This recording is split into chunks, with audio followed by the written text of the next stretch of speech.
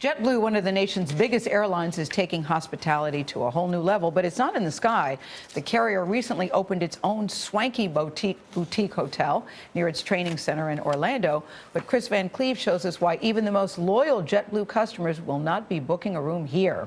He's at New York's Kennedy Airport with a story you'll see only on CBS This Morning. Kris, good to see you. Good morning. Good morning. I know when you think about airlines, you think airplanes, people checking in for flights like they're doing here at Terminal 5. Many of these folks are going to much warmer places than New York, but one thing they won't be doing is checking into JetBlue's newest venture, a hotel. At what its owners call the newest boutique hotel in Orlando, Florida, one would expect reservations to be in high demand. The facility includes 196 guest rooms, plenty of open space to work or relax, a restaurant and bar, a sun-soaked saltwater pool, even a basketball court.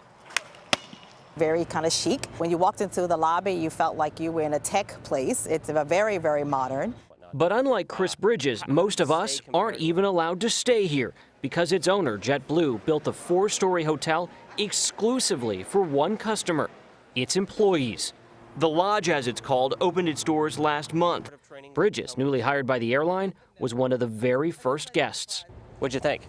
I think it was fantastic. The Lodge is a beautiful facility. It's very bright and airy.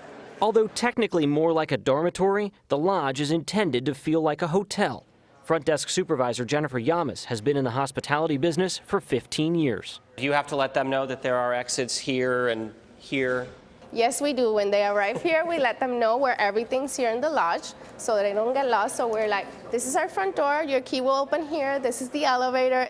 A big factor for the airline spending $32 million on an employees-only hotel, these flight simulators at the training center next door.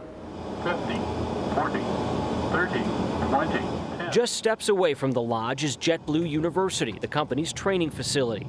Nearly half the airline's 16,000 employees pass through the facility each year. Their stays can be as short as a few nights for basic orientation, up to 6 weeks for pilot training. There's a bit of an irony in an airline that carries an awful lot of leisure flyers to Orlando, opening a boutique hotel that leisure travelers can't stay at. I wish they could see it because I think they would appreciate the investment that we've made. But no, you're right. We anticipate this will be filled with JetBlue crew members. So this is one of the designed collaboration spaces. Warren Christie is JetBlue's Senior Vice President of Safety, Security, and Training. This is one of the rooms. The rooms were very thoughtfully designed. There's no lazy boy in the room. The reason for that is, we're trying to encourage, by design, our crew members to not spend their entire time in the room by themselves.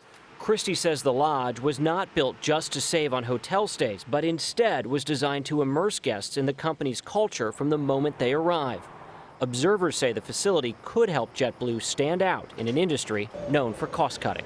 JetBlue has really prided itself on having employees who seem happy at what they do, and that passengers feel that when they come on board. And I think that having the people stay together at the hotel when they're actually being trained kind of speaks to that culture and speaks to that brand, and that's what they're trying to do.